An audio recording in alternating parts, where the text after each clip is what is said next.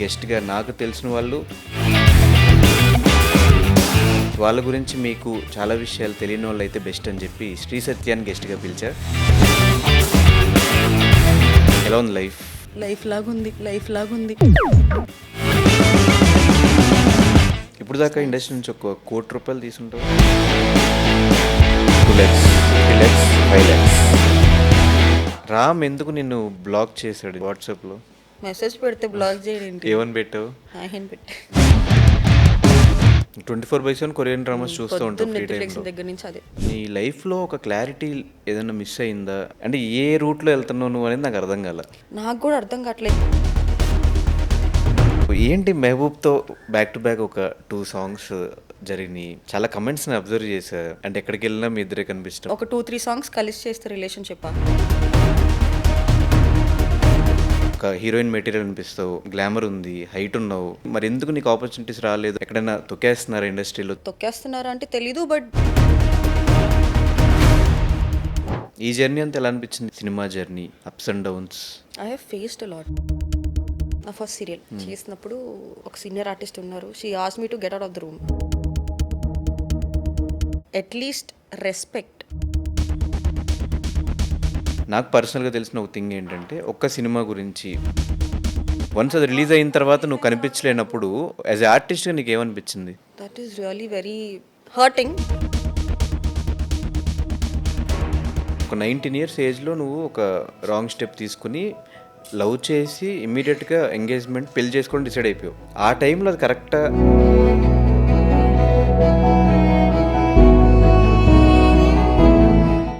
ఆ టైంలో సూసైడ్ ఆటలకు ట్రై చేసి ఉంటుంది కదా.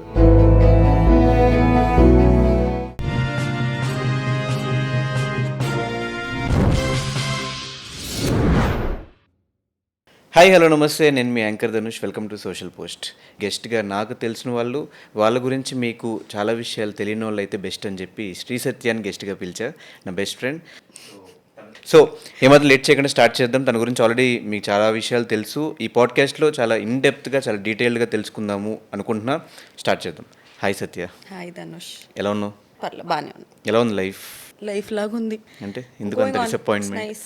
It's nice. కేబీకేజీ చేస్తున్నావు, చేతులు ప్రాజెక్ట్స్ ఉన్నాయి. కాకపోతే ఎక్కడో నాకు నీకు రావాల్సినంత సక్సెస్ రాలేదేమో అనిపించింది. ఒక హీరోయిన్ మెటీరియల్ అనిపిస్తావు, గ్లామర్ ఉంది, హైట్ ఉన్నావు, మొత్తం ఏ టు సైడ్ పర్ఫెక్ట్గా ఉన్నావు. కానీ మరి ఎందుకు నీకు ఆపర్చునిటీస్ రాలేదు? అంటే ఏమైనా రాంగ్ డైరెక్షన్లోకి వెళ్తున్నావా, లేదంటే ఎక్కడైనా తొక్కేస్తున్నారా ఇండస్ట్రీలో తెలుగు పీపుల్ అని? నాకంత తెలీదు. రాంగ్ డైరెక్షన్లో వెళ్తున్నానా రైట్ డైరెక్షన్లో వెళ్తున్నానా కూడా నేను ఇంకా ఫిగర్ అవుట్ చేసుకోలేదు. ఎందుకంటే నాకు ఏదైతే ఒక డైరెక్షన్ వస్తుందో ఆ డైరెక్షన్లో వెళ్తున్నా. బికాజ్ ఇంకా అన్ని దారులు మూసిపోయిన తర్వాత బేసిక్లీ ఏదో ఒక డైరెక్షన్ కనిపిస్తుంది కదా, ఆ డైరెక్షన్లో ద బెస్ట్ ఏంటి అని చూస్ చేసుకొని వెళ్తున్నా. సో తొక్కేస్తున్నారా అంటే తెలీదు. బట్ నేను కొన్ని సినిమా ఆఫీసులకి రీసెంట్గా వెళ్ళడం జరిగింది. అక్కడ డైరెక్టర్ ఎవరైతే ఉన్నారో పేరు అదంతా చెప్పను, but it is a good big movie, known hero అని. దాంట్లో ఒక్క హీరోయిన్ క్యారెక్టర్కి నన్ను అనుకున్నారు. పిచ్ డెక్లో నా పిక్చర్ ఉంది. బట్ మధ్యలో మేనేజర్స్ ఎవరైతే ఉన్నారో నేను అవైలబుల్గా లేను, నేను చేయడానికి ఇంట్రెస్ట్ లేదని చెప్పారంట డైరెక్టర్కి. అసలు అది నా వర్క్ కూడా రాలా. అసలు cinema at the end of the day ఎవరికైనా కావాల్సింది ఒక 70mm స్క్రీన్ మీద చూసుకోవడం ఇస్ ఎవ్రీబడీస్ డ్రీమ్. బట్ మరి నేను అవైలబుల్గా లేను, నేను ఇంట్రెస్టెడ్గా లేను మూవీస్కి అని చెప్పి మధ్యలో ఉన్న వాళ్ళు డైరెక్టర్కి చెప్పడం వల్ల వాళ్ళు వేరే అమ్మాయిని వెతుక్కొని షూట్ అయిపోయింది. ఇట్ ఈస్ లైక్ రిలీజ్ అవుతుంది. సో చాలా ఆఫర్స్ అట్లానే పోయినాయి. అంటే 2 ways ఉంటాయి. ఒకటి ప్రాపర్ వేలో వెళ్ళకపోవడం, ఇంకోటి ఒక ఫేమ్ వచ్చేసిన తర్వాత రెమ్యూనరేషన్స్ పెంచేయడం. నీ విషయంలో నేను అసలు రెమ్యూనరేషన్స్ గురించి మాట్లాడను సరిగ్గా. మనీ ఈజ్ ఇంపార్టెంట్, బట్ నాకు ఇంత మనీ ఇస్తేనే చేస్తాను. నాకు ఫస్ట్ నా work important.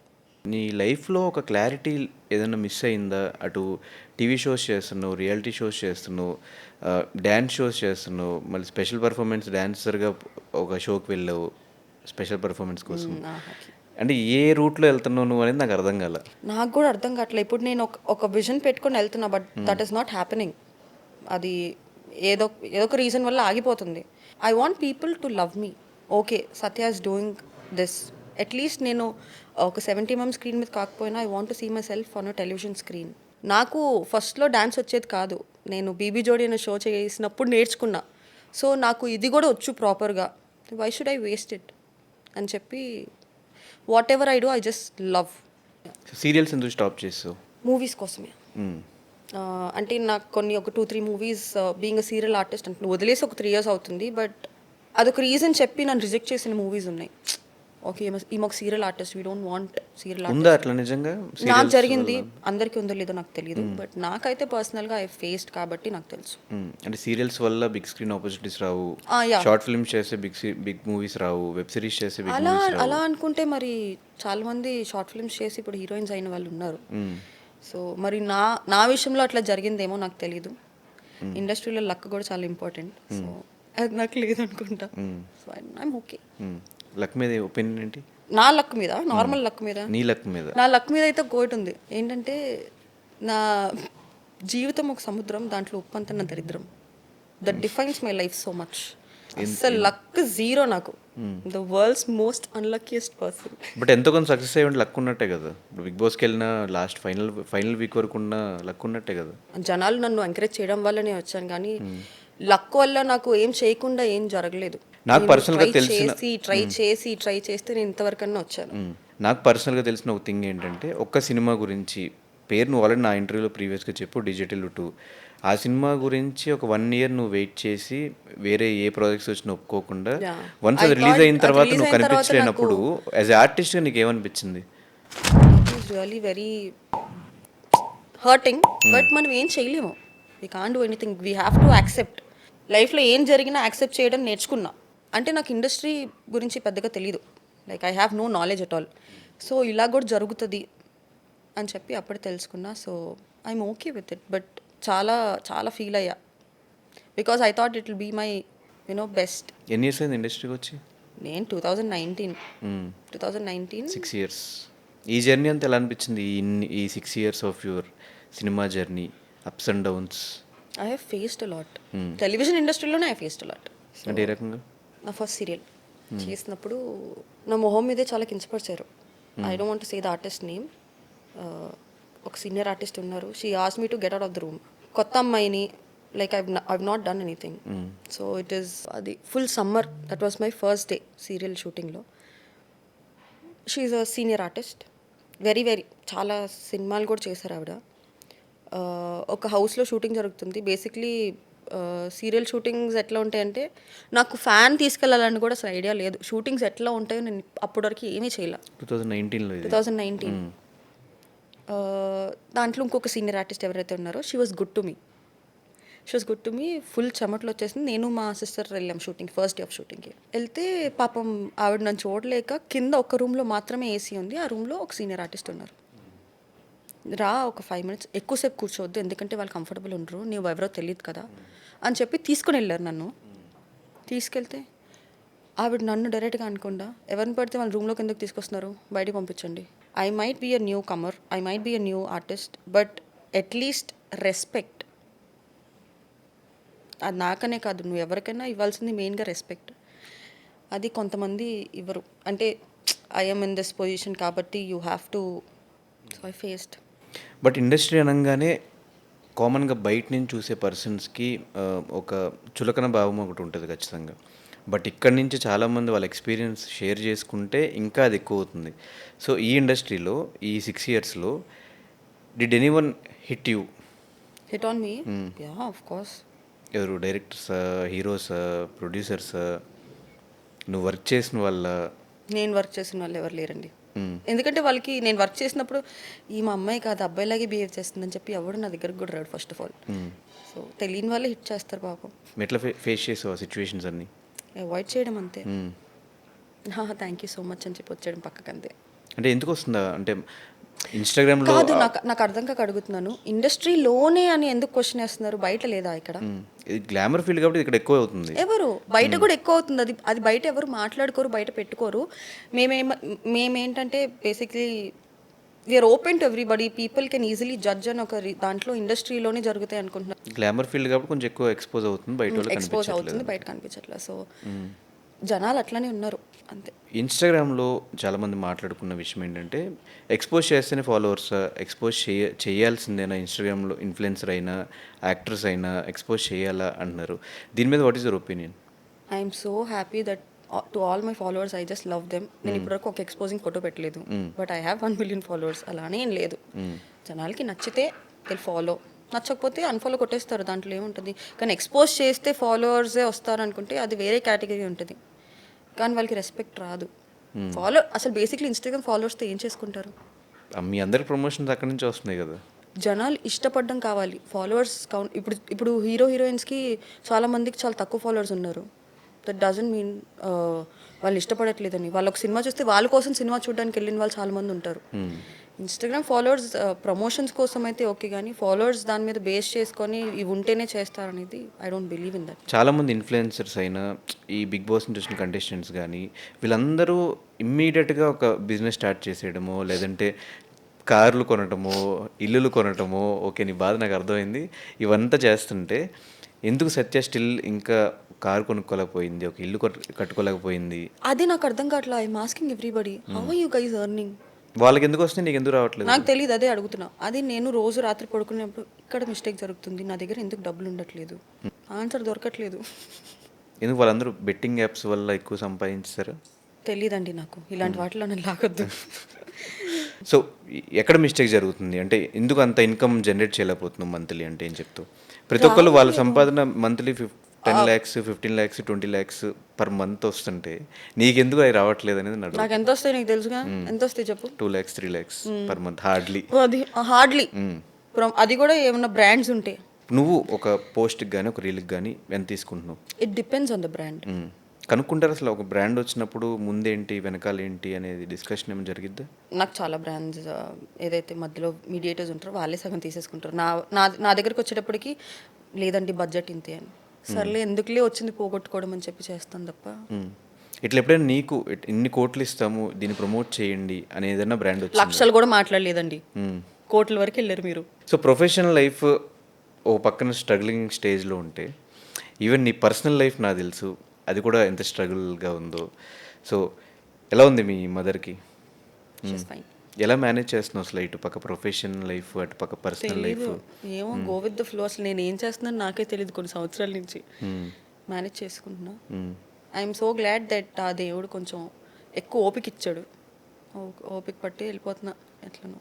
It is very hard to manage both professional personal, but చేయాలి తప్పదు. When there is nobody, ఎవరు లేరు నీకు అని అనుకున్నప్పుడు you have to stand for your family.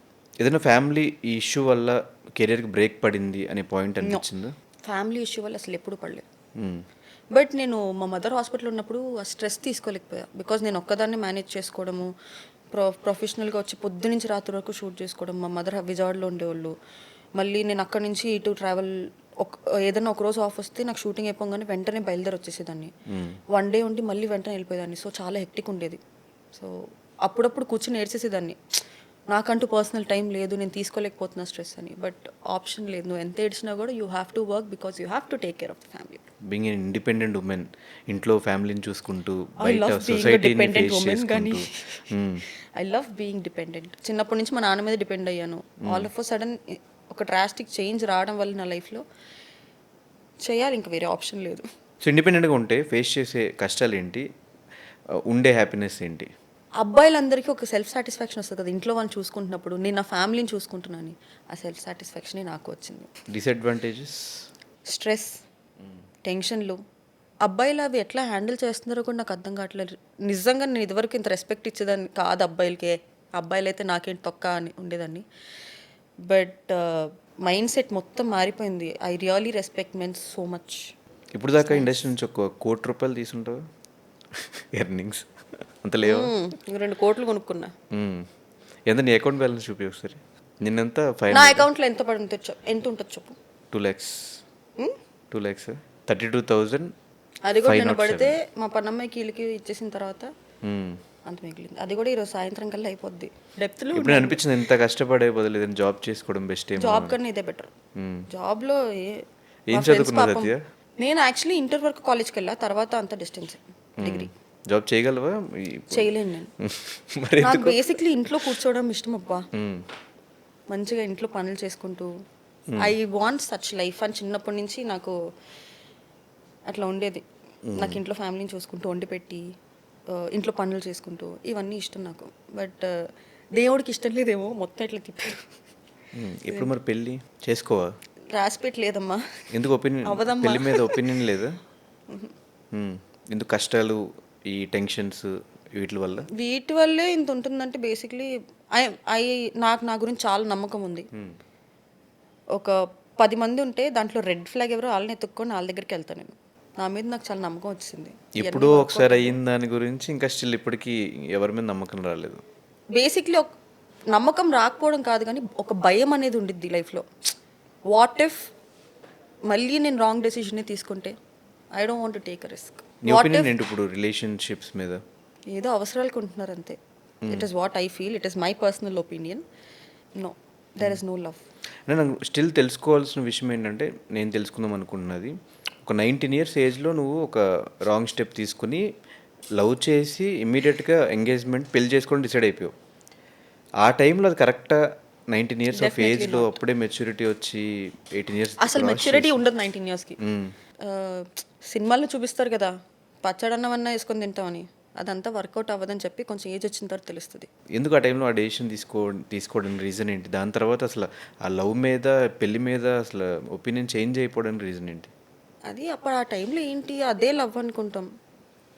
ఏం చేయకపోయినా పర్లేదు, ఏం ఉండకపోయినా పర్లేదు, బతికేస్తాం అన్న ఫీలింగ్లో ఉంటాం. కానీ దట్ ఈస్ నాట్ రియాలిటీ. ఆ ఏజ్ టీనేజ్ లవ్ స్టోరీస్ మీద, టీనేజ్లో ఇప్పుడు లవ్ చేసుకుంటున్న వాళ్ళకి నువ్వు ఏమైనా మెసేజ్ ఇద్దాం అనుకుంటే ఏమి ఇస్తావు? రిలేషన్షిప్లో ఉండడం వరకు ఫైన్, బట్ మ్యారేజ్ అనే అంత పెద్ద డిసిషన్ మెచ్యూరిటీ వచ్చిన తర్వాత చేసుకుంటే బెటర్. రిలేషన్షిప్స్లో చిన్నప్పటి నుంచే ఉంటున్నారు ఇప్పుడు అందరూ రిలేషన్షిప్స్లో, but choosing a right person is very very important in relationship. So 19 yearsలో లవ్ చేసుకోవచ్చు, ఎవరు కానీ మ్యారేజ్ దాకా వెళ్ళకూడదు. వద్దు. నీకేం తెలియకుండా నువ్వు ఏం జంప్ చేస్తావు? మ్యారేజ్ అంటే ఏంటి, పచ్చడన్న వేసుకొని తిన్నా కూడా ఓకే అన్నట్టు ఏం నిజంగా ఉండదు. ఆ సినిమాలన్నీ చూసి పాడైపోయాను, నేను కూడా సినిమాలు చూసే పాడైపోయాను. ఆ టైంలో సూసైడ్ వాటికి కూడా ట్రై చేసావంట కదా? అదే అంతా నిబ్బి వేషాలన్నీ వేసా. బట్ దానివల్ల లైఫ్ చాలా చేంజ్ అయింది.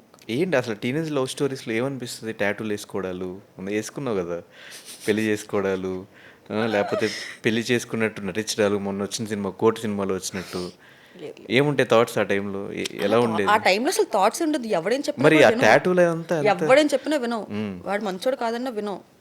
ఫుల్ యాంటీ అయిపోతాం పేరెంట్స్కి. కానీ వాళ్ళు చెప్పింది కూడా పాయింట్. అంటే I don't say all parents are right, I don't say all kids are wrong. అసలు ఏంటి అని డిసైడ్ అయ్యే టైం మీరు తీసుకొని ఏమన్నా స్టెప్ వేసుకుంటే మంచిది. కానీ కెరియర్ కూడా వదిలేసుకుందాం అనుకున్నావు కదా? కెరియర్ వదిలేసా 2 years. నేను బిఫోర్ మోడలింగ్లో ఉండేదాన్ని. ఇష్టం లేదన్నాడని వదిలేసా. అప్పుడు ఒక 1 year బ్రేక్ వచ్చింది, 2 years బ్రేక్ వచ్చింది కెరియర్కి. ఆ టైంలో ఏం చేసేదాన్ని? పొద్దులేస్తే మెసేజ్లు, ఫోన్ కాల్స్, కలవడాలు, ఇంట్లో పనులన్నీ నేర్చుకున్నాను. ఇంట్లో పనులన్నీ చేసి ఇప్పుడు ఫ్యూచర్లో మనోడికి ఏం చేయాలని ఆలోచించడం కోసం నేర్చుకున్నాను. వాళ్ళ ఇంటికి వెళ్ళి పనులు చేసేదాన్ని. అప్పుడు మీ ఇంట్లో కూడా తెలుసా మొత్తం? మా ఇంట్లో మా నాన్నకి తెలీదు. మా డాడీ పొద్దున్న బయటకు వెళ్ళేటప్పటికి నేను వచ్చేదాన్ని. ఎందుకంటే మా డాడీ హౌస్ అరెస్ట్ చేసి ఉండే నన్ను, because my dad doesn't like this relationship అని. మరి ఇప్పుడు పెళ్లి గురించి అసలు ఏం ఆలోచించట్లేదు? I'm happy being single. It's nice. అంటే పెళ్లి మీద అసలు వద్దు అంటున్నావా, లేదంటే ఫ్యూచర్లో ఎప్పుడైనా చేసుకుందాం అనే ఆలోచన ఉందా? తెలీదు. ఒపీనియన్ అయితే మంచి ఒపీనియన్ లేదు, బికాస్ నాకు చాలా ఇన్సెక్యూరిటీస్ ఉన్నాయి. వాట్ ఇఫ్ కొన్ని రోజులు అయితే మళ్ళీ వేరే అమ్మాయి నచ్చొచ్చు. ఎందుకంటే ఇప్పుడు బయట అందరూ అదే చూస్తున్నాను. And I'm seeing so many married men hitting on girls. So what if my husband is the same? ఆ భయాలు ఉన్నాయి అంతే. Not everybody is like that, but ఆ భయం ఉంది, ఏదో జరిగిద్దని ముందే జరుగుతుందేమో అని. మళ్ళీ తీసుకునేంత స్ట్రాంగ్ హార్ట్ లేదు నాకు. సరే, ఒక ఏజ్ వచ్చిన తర్వాత పరిస్థితి ఏంటి? నాకు అదే భయం వేస్తుంది. తోడు అనేది కంపల్సరీ, కానీ ఒక ఏజ్ వచ్చిన తర్వాత అప్పుడు కూడా బేసిక్లీ నీకు మెంటల్ పీస్ లేదు అనుకుంటే ఇంకెందుకు. నేను ఇప్పుడు జరుగుతుంది అనుకున్నవి ఏవి జరగలేదు. నేను మంచి జరుగుతుంది అనుకున్నవన్నీ నాకు పక్క నెగిటివే జరిగినాయి. So life partner is something నువ్వు చచ్చిపోయేంత వరకు వాడుతూనే ఉండాలి. సో అదొక భయం. సో లివ్ ఇన్ రిలేషన్షిప్స్ మీద నీ ఒపీనియన్ ఏంటి? Waste of time and energy. నువ్వు పెళ్లి చేసుకుని ఒక ఆమెతో ఒక అబ్బాయితో ఉండాల్సింది. పెళ్లి చేసుకున్నాక బేసిక్లీ పెద్దోళ్ళు ఎందుకు చెప్పారు పెళ్లి చేసేసుకోండి అని? నువ్వు పెళ్లి చేసుకున్నాక మీకు ఒక భయం ఉండిద్ది, ఒక రెస్పెక్ట్ ఉండిద్ది. నువ్వు పెళ్లి చేసుకుని చూడాల్సిందంతా పెళ్ళికి ముందే చూస్తే ఎవరికి ఇంట్రెస్ట్ ఉంటుంది? వాళ్ళు అసలు పెళ్ళి ఎందుకు చేసుకుంటారు? లివ్ ఇన్ రిలేషన్షిప్ నా దృష్టిలో it is very very bad. But ఎవరిష్టం వాళ్ళది. మరి ఇప్పుడు ఎక్కడ ఇంట్లో ఫోర్స్ చేయడము నిన్ను ఏం లేదా? వదిలేసారు ఇంక మా ఇంట్లో. నేను అడిగి అడిగి క్లారిటీ ఇంక అడిగి వేస్ట్ అడిగి చేసుకోదు. ఇంకా నేను చెప్పా, ఇప్పుడు రేపు పొద్దున్న మంచోడు వచ్చాడనుకో ఓకే, ఒకవేళ వాడు కూడా బేసిక్లీ బిస్కెట్ అయ్యాడనుకో వాడి రెస్పాన్సిబిలిటీ కూడా నేనే తీసుకోవాలి. నాకు అంత ఓపిక లేదు. ఇప్పటికే చాలా బ్రెయిన్ బ్లాస్ట్ అయిపోతుంది. ఇప్పుడు నాకు కొత్త బ్లాస్టింగ్లు వద్దు. అండ్ బయట మనం చూస్తున్నాం ఎట్లా ఉన్నారో సో లైఫ్ లాంగ్ సింగిల్ అయితే ఇంకా అనుకుంటున్నా, కానీ ఐ హ్యావ్ ఫ్యూ స్టాండర్డ్స్. అలాంటి వాళ్ళు వస్తే చేసుకుంటా. కొరియన్స్. ఈ యారగెంట్ యాటిట్యూడ్ ఈ పేర్లన్నీ నీకు ఎందుకు అట్లా? నా మొహం problem actually. Hmm. If I don't like something, నాకు నచ్చలేదు అని చెప్తా, అది వాళ్ళకి నచ్చదు. ఈ చెప్పడం వల్ల కూడా చాలా ఆపర్చునిటీస్ మిస్ చేసుకున్నావు కదా. మ్మ్. చాలా పోయినాయి. మరి ఎప్పుడు తగ్గుదాము, కొంచెం కంట్రోల్డ్గా మాట్లాడదాము, ఆలోచిద్దాము. అంటే నాకు ఇట్లానే వచ్చు. నేను I can't fake first of all. నాకు లోపల ఒకటి పెట్టుకొని బయట హాయ్ అండి, హలో అండి, నాకు ఇప్పుడు నువ్వు నచ్చలేదా, నవ్వుతా వెళ్ళిపోతా అక్కడి నుంచి. I can't fake. ఇప్పుడు నాకు నువ్వు ఏదో పని ఇస్తావు, పని ఇవ్వడానికి నేను అట్లా చేయలేను. చాలా ట్రై చేశాను కానీ నా వల్ల అవ్వట్లేదు. ఫస్ట్ ఫేస్లో కనిపిస్తుంది ఓకే వీళ్ళు నాకు నచ్చరు అని. నేను యాక్చువల్లీ ఒక వీడియో చూసా రీసెంట్గా. క్రోకోడైల్ తిన్న శ్రీ సత్య ఒక తమ్నేల్ చూసా యాక్చువల్లీ. గీతు పెట్టింది. క్రోకోడైల్ తింటూ వింటారా? నేను కాదు ఫస్ట్ స్టార్ట్ చేసింది, గీతు మేడం. మేము బ్యాంకాక్ వెళ్ళినప్పుడు లేదు ట్రై చేయాలి, అన్ని లైఫ్లో ఒకసారి ట్రై చేయాలని చెప్పి అది తింటుంటే నాకు ఇచ్చింది ఒక ముక్క. దానికి పెద్ద గొడవలు అయిపోయినాయి మా ఇంట్లో. క్రొకడైల్ని ఎట్లా తింటావు నువ్వు అని. బట్ ఇట్స్ ఓకే, తినేసాను కదా. సత్య బిగ్ బాస్ హౌస్లోకి వెళ్ళినప్పుడు ఫస్ట్ చెప్పిన మాట ఏంటంటే, నాకు మనుషులు పెద్ద నచ్చరు, నేను ఎక్కువ కనెక్ట్ అవ్వలేను. బయటకు వచ్చిన తర్వాత సత్యకి సర్కిల్ పెరిగింది, ఫ్రెండ్షిప్కి ఎవరున్నారమ్మా సార్ అంటే సర్కిల్ పెరిగింది. మల్టిపుల్ పీపుల్ అట్లీస్ట్ నీకు ఉన్నారు కదా కొంతమంది. నేనున్నా, గీత ఉన్నాం కదా. బిఫోర్ లేనిది ఆఫ్టర్ వచ్చింది, ఆ ఫ్రెండ్షిప్కి ఏంటి అంటున్నా. నేను పెద్దగా ఇంట్లో నుంచి బయటకు వచ్చేదాన్ని కాదు. నా లైఫ్లో నా స్కూల్ ఫ్రెండ్స్ ఇప్పుడు కూడా కలిస్తే నేను హాయ్ హలో బాయ్ అంటాను, కానీ నా లైఫ్లో కాన్స్టెంట్గా చిన్నప్పటి నుంచి ఉంది హారిక ఒక్కతే. అది మీ అందరికి తెలుసు. దాంతో కూడా నేను 3-4 months మాట్లాడను, మళ్ళీ 4 months తర్వాత నేనే మాట్లాడతా. మీతో కూడా అట్లనే జరుగుతుంది. సో ఐ ఈ మధ్యన జరుగుతుంది, ఈ మధ్యన కొంచెం కొత్త ఫ్రెండ్స్ అయ్యారు కదా. కొత్త ఫ్రెండ్స్ ఏం లేదు. సో నాకు అట్లా కూర్చొని ఆ కే డ్రామాస్ చూస్తూ నాకు ఒక separate life. I feel like ఎవరితో ఎక్కువ ఉంటే వాళ్ళు ఏమైనా చిన్న విషయం నన్ను హర్ట్ చేసినా నేను తీసుకోలేను. అందుకనే వాళ్ళకి నా లైఫ్లో ఆ ప్లేస్ ఇచ్చేసాను అంతే. సో ఈ బిగ్ బాస్లో ఉన్న వాళ్ళందరూ ఇప్పుడు టచ్లో ఉన్నారా నీ ఫ్రెండ్స్? ఉన్నారు. ఇట్లా ఫ్రెండ్షిప్కి నీకు ఓన్లీ కొంతమందే నీ సర్కిల్లో ఉండడానికి రీజన్ ఏంటి? మోసం చేస్తాడని భయమా, మోసపోయి ఉన్న సిచ్యువేషన్స్ ఉన్న వాళ్ళతో ఉంటా. ఏముంటుంది చెప్పు, ఓపెన్ అప్ అయిపోవాలి నువ్వు కంప్లీట్. నేను అంత ఓపెన్ అప్ అవ్వనమ్మా, ఎందుకు? మనం ఏదో మాట్లాడతాం, అక్కడ ఏదో వైరల్ అవుతుంది. ఫ్రెండ్షిప్ అనేది 2 waysలో ఉండాలి. అంటే నేను ఇప్పుడు ఏం ఫీల్ అవుతున్నానో నువ్వు అది ఫీల్ అవుతేనే నీకు ఆ బాండ్ వస్తుంది. అది కొంతమంది కొన్ని రోజులే ఫీల్ అవ్వచ్చు, కొంతమందికి తర్వాత ఉండకపోవచ్చు. సో అట్లా కాన్స్టెంట్గా ఉన్న వాళ్ళతో నేను ట్రావెల్ అవుతాను. ఎవరున్నారు నీకు ఇప్పుడు నీ లైఫ్లో కాన్స్టెంట్గా ఉన్న ఫ్రెండ్స్ ఎవరు? నువ్వు, గీతు, దాన్వి, అంజలి అక్క. దానివి ఎందుకు కనెక్ట్ అయ్యి కొరియా పిల్లలా ఉందనా? అలా అని కాదు, ఎందుకో తెలియదు. బేసిక్లీ నేను దాని చిన్నపిల్లలు చూడడం కన్నా అది నన్ను ఎక్కువ చిన్నపిల్లలా చూస్తుంది. ఎవడైనా నీ కొత్తగా నీ ప్రొఫైల్ ఓపెన్ చేసి బయట వాళ్ళు ఎవరైనా చూసారంటే ఖచ్చితంగా మీ అమ్మాయి అని అనుకుంటారు. అది పిలవడం కూడా మమ్మీ అని పిలుస్తుంది. దానివి కొంచెం నాకు స్ట్రెస్ బస్టర్ లాగా అయింది. వెన్ ఎవర్ ఐఎమ్ లో దాంతో మాట్లాడతా, హ్యాపీగా ఫీల్ అవుతా. నాకు చిన్నపిల్లలు అంటే చాలా ఇష్టం. సో ఏంటి మెహబూబ్తో బ్యాక్ టు బ్యాక్ ఒక 2 songs జరిగినాయి. చాలా కమెంట్స్ని అబ్జర్వ్ చేశా, ఏదో రిలేషన్లో ఉన్నట్టున్నారు వీళ్ళిద్దరూ. అంటే ఎక్కడికి వెళ్ళినా మీ ఇద్దరే కనిపిస్తాం, ఎక్కడికి వెళ్ళినా అంటే ఈవెంట్స్ అయినా సాంగ్ చేసినా మళ్ళీ ఇన్స్టాగ్రామ్లో ఆ మధ్యలో 1 month మీ వీడియోసే కనిపించాయి. అది ఓన్లీ సాంగ్ ప్రమోషన్సే ఉంటాయి. Mehboob is very particular about work. నువ్వు వర్క్ రిలీజ్ అయ్యి 1 month 2 months ముందు no personal post, nothing, only మన సాంగే ఉండాలి అని మొత్తం టీమ్ అంతా డిస్కస్ చేసుకొని పెట్టుకున్న ఇది. ఇది ఏముంది, కామన్. ఒక 2-3 songs కలిసి చేస్తే రిలేషన్షిప్. ఫ్రెండ్స్ కూడా ఉండొచ్చు కదా. కానీ ఈ విషయంలో ఎందుకు ఎవరితో చేసినా ఎవరితో మాట్లాడినా పెళ్లి చేసుకుంటావా? పెళ్లి చేసుకుంటా. నేను ఎవరితో చేసినా కూడా ప్రాబ్లమే. ఓకే రిలేషన్షిప్ అంటే నేను వర్క్ చేసిన ప్రతి ఒక్కరితో మీరు రిలేషన్షిప్ పెడితే ఎన్ని రిలేషన్షిప్లు ఉంటాయి స్వామి? నాకు నెగిటివ్ కమెంట్స్ వస్తాయి నీకు ఇన్స్టాగ్రామ్లో? Of course. ఎలా హ్యాండిల్ చేస్తావు నెగిటివ్ కమెంట్స్? పట్టించుకోను. ఇది వరకు బిగ్ బాస్కి వెళ్ళే ముందు నీతోనే అనుకుంటా కదా చెప్పింది నేను నెగిటివిటీ తీసుకోలేనని. బట్ బిగ్ బాస్ తర్వాత నా మైండ్ సెట్ చాలా చేంజ్ అయిపోయింది. నువ్వు ఏమన్నా చెయ్యి, నువ్వు ఎంత మంచి పనైనా చెయ్యి, నెగిటివ్ కమెంట్స్ పెట్టేవాళ్ళు నెగిటివ్ కమెంట్స్ పెడుతూనే ఉంటారు. ఏదైనా బాగా హర్ట్ అయిన కమెంట్ ఏమైనా ఉందా? అబ్యూసివ్ లాంగ్వేజ్ మాట్లాడినప్పుడు, అరే వై ఆల్ దిస్, అంత పర్సనల్ గ్రడ్జ్ ఎందుకు, నా మీదనే కాదు, నేను వేరే వాళ్ళు దాని కింద కూడా కమెంట్స్ చదువుతా. So it is bit hurting. అట్లా ఇప్పుడు వాళ్ళ ప్రొఫైల్ వాళ్ళు ఏదో అప్లోడ్ చేసుకుంటారు, మీకు నచ్చకపోతే చూడొద్దు అలా అని చెప్పి అసలు అబ్యూజివ్ లాంగ్వేజ్, మరీ వర్స్ట్ అబ్యూజివ్ లాంగ్వేజ్ మాట్లాడతారు. మదర్స్ని ఇన్వాల్వ్ చేస్తారు, సిస్టర్స్ని ఇన్వాల్వ్ చేస్తారు. It is not right. So బేసిక్గా ఈ కొరియన్ డ్రామాస్ ఎక్కువ చూస్తూ ఉంటావు కదా, ఎందుకు అంత ఇంట్రెస్ట్ కొరియన్ డ్రామాస్ మీద? ఇంట్రెస్ట్ కాదు, బాగుంటాయి అవి. Okay, most of them are fictional characters, but అదొక హ్యాపీనెస్ ఇస్తుంది. ఎట్లనో మన రియల్ లైఫ్లో అదంతా మనకు దొరకదు. అది అయితే ఫిక్స్, ఎక్కడో ఒకరికో ఇద్దరికో దొరుకుతుంది అలాంటి అబ్బాయి కానీ అలాంటి లవ్ కానీ. అది చూసి అరే బాగుంది అని ఒక ఫీలింగ్ వస్తుంది అంతే. 24/7 కొరియన్ డ్రామాస్ చూస్తూ ఉంటాం ఫ్రీ నెట్ఫ్లిక్స్ టైంలో. దగ్గర నుంచి అదే. ఆఫ్టర్ 6 అయితే మళ్ళీ కంప్లీట్ డిఫరెంట్. నో, ఏదన్నా కొరియన్ డ్రామాసే. సాంగ్స్ మాత్రం తెలుగు. ఇప్పుడు రామ్ పోతినేని అంటే ఇష్టము, ఈ కొరియన్ డ్రామాస్ చూస్తూ కొరియన్స్ అంటే ఇష్టము. ఒకళ్ళు ఇద్దరు ఎవరొకళ్ళు వచ్చి ఒకళ్ళు పెళ్లి చేసుకోవాలంటే ఎవరిని చేసుకుంటావు? ఎవరిని చేసుకునే వాళ్ళు నాకు చూడడానికి ఇష్టం. వాళ్ళు కూడా ఒకవేళ మంచిగా ఉండకపోతే చేసుకుని ఏం చేయను. లుక్స్ కా రామ్ ఎందుకు నిన్ను బ్లాక్ చేశాడు వాట్సాప్లో? మెసేజ్ పెడితే బ్లాక్ చేయడం. ఏమని పెట్టావు? హాయ్ అని పెట్టి. హాయ్ అని పెట్టలేదు, ఇంకోటి ఏదో ఇట్ పెట్టావు. Was long back 2015. 2015 నిబ్బా నిబ్బి ఏజ్. అప్పుడే ఎంటర్ అయింది, నెంబర్ వచ్చింది. ఏ ఓకే ఓకే ఓకే అనుకుని మెసేజ్ చేస్తాను, hi I love you. Hi direct I love you డైరెక్ట్గా బ్లాక్.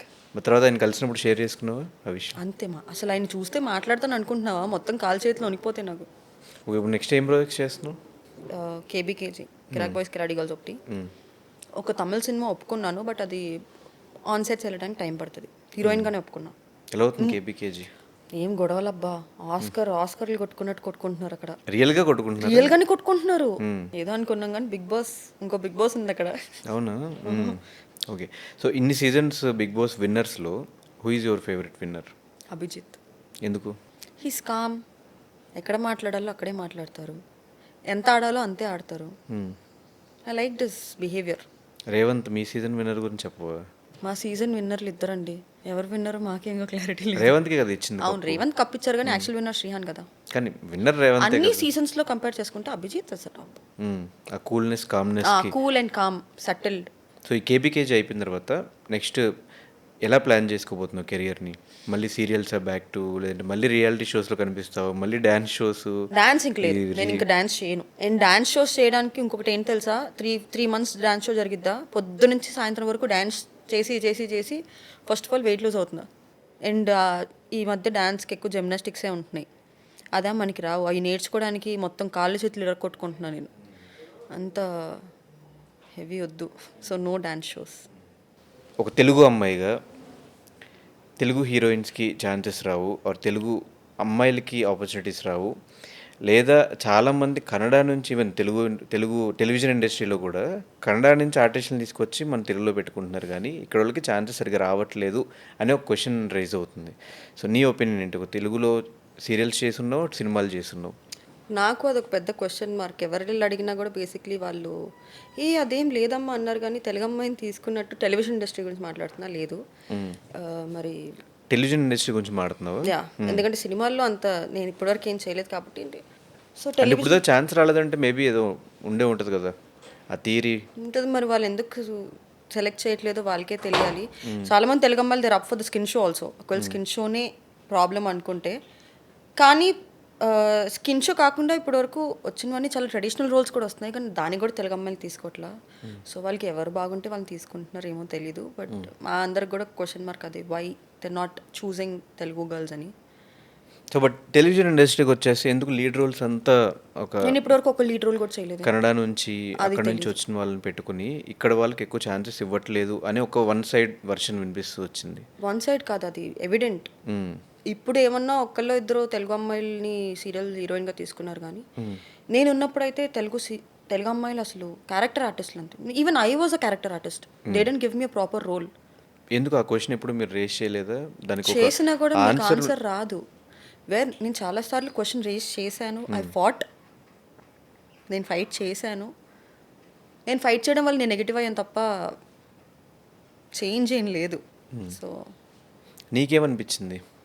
మనం అనుకుంటాం కదా మనకి ఎందుకు ఛాన్సెస్ ఇవ్వట్లేదు కన్నడ నుంచి ఎందుకు తెచ్చుకుంటున్నారు, వాళ్ళ మనం reasons ఫ్లెక్సిబుల్ వాళ్ళకి అంటే వీళ్ళు ఫ్లెక్సిబుల్ కాదా, వాళ్ళు ఫ్లెక్సిబుల్గా పనిచేస్తారా, వీళ్ళు డెడికేషన్ కాదా, అలా వాళ్ళు అనుకుంటే డెడికేట్గా మీకు ఒకటి చెప్పనా? పనిచేస్తారా? నేను మార్నింగ్ అందరికన్నా ఫస్ట్ సెట్కి వెళ్ళేది నేనే, అందరికన్నా లాస్ట్ ప్యాకప్ అయ్యి లాస్ట్ షాట్ పెట్టేది నాకే.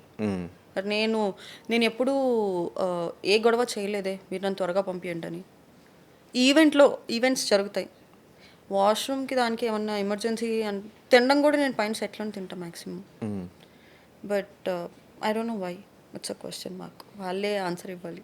నీకు చాలా మంది కన్నడ ఫ్రెండ్స్ ఉన్నారు కదా అంటే ఇక్కడ వాళ్ళు, సో వాళ్ళ దగ్గర ఎప్పుడు డిస్కషన్ రాలేదా మీకు? నా కన్నడ ఫ్రెండ్సే నన్ను అడుగుతారు, you look so good actually compared to the నువ్వు చేసే సీరియల్స్లో హీరోయిన్స్తో కంపేర్ చేసుకుంటే నువ్వే కనిపిస్తున్నావు, బట్ నీకు ఎందుకు ఇవ్వట్లేదు. మీరే అడిగితే ఇంక నేను ఎవరిని అడగాలి. సో ఎక్కువ సీరియల్స్ కూడా చేయలేదు నువ్వు, 1 or 2 చేసినట్టున్నావు అంతే కదా? 4 చేశా. 4 సీరియల్స్ అయినాయా? నాకు అప్పుడప్పుడు నా సీరియల్స్ చూసి అరే నేనే కనిపిస్తున్నాను కదా, నన్ను ఎందుకు తీసుకోవట్లేదు అని. మరి వాళ్ళకి ఆ క్యారెక్టర్కి నేను సెట్ అవ్వను అనిపించాను, లేదా సెట్ అయినా కూడా basically they wanted another option, తెలీదు. నాకు ఒక సీరియల్ అయితే నా చేస్తున్న సీరియల్ సెట్లోకి వచ్చి ప్రొడ్యూసర్ అందరి ముందు అనౌన్స్ చేసి నెక్స్ట్ సీరియల్లో హీరోయిన్ తినే అని, అందరి ముందు మేనేజర్ ఆల్సో రోల్ చేసి నెక్స్ట్ సీరియల్లో తినే అని కట్ చేస్తే 3-4 days తర్వాత వేరే అమ్మాయి she came from Bengaluru promo కూడా రిలీజ్ చేస్తారు. అయ్యో ఐ ఫేస్డ్ షిట్. నేను అందుకే నమ్మడం మానేసా. ఎవరైనా వచ్చి చెప్పినా కూడా అది జరిగేంత వరకు నమ్మను నేను. అది జరిగి షూటింగ్ అయ్యి టెలివిజన్ ఆర్ స్క్రీన్ మీద కనిపించేంత వరకు నేను నమ్మడం మానేసాను. సో ఈ ఫైట్ చేయడాలు ఇవేం రావు, చేశాను, పక్క వచ్చేస్తుంది. నేను చేశాను ఫైట్ చేశా, but there is no difference. నేను నెగిటివ్ అయ్యాను ఇంకా ఫైట్ చేసింది, ఈ అమ్మాయికి నోరు ఎక్కువ. నేను ఫైట్ చేస్తుంది ఒక జెన్యున్ రీజన్కి ఐమ్ ఫైటింగ్, బట్ నా నోరు కనిపిస్తుంది కానీ నా బాధ కనిపించట్లేదు వాళ్ళకి. సో వదిలేసా, ఇంకా నచ్చితే చేస్తాను, నచ్చకపోతే లేదు. సో ఫైనల్గా what is your ultimate goal? ఏం చేద్దామని అల్టిమేట్గా? Ultimate goal in life to be happy. ఏదైనా చేస్తావు కానీ హ్యాపీగా ఉండాలి. Career wise goal I want to see myself on a big screen was my dream. So dream కోసం I'm trying so hard, but I'm in a situation where అయినా okay, అవ్వకపోయినా okay, because it is very hard. Industry బయట చూసి అందరూ చాలా ఈజీగా judge చేస్తారే సినిమానే కదా ఏముంది అని, కానీ కాదు, చాలా కష్టం. ఎస్. సో ఫైనల్గా thank you so much. Thank you. Hopefully నీ హ్యాపీనెస్, మిస్ అయిన హ్యాపీనెస్ నీ లైఫ్లోకి రావాలి అండ్ నీ గోల్ 70mm కనిపించాలనేది త్వరలో ఆ తమిళ్ సినిమా వల్ల అవ్వాలి అని మనస్ఫూర్తిగా కోరుకుంటూ thank you so much and all the very best. Thank you so much.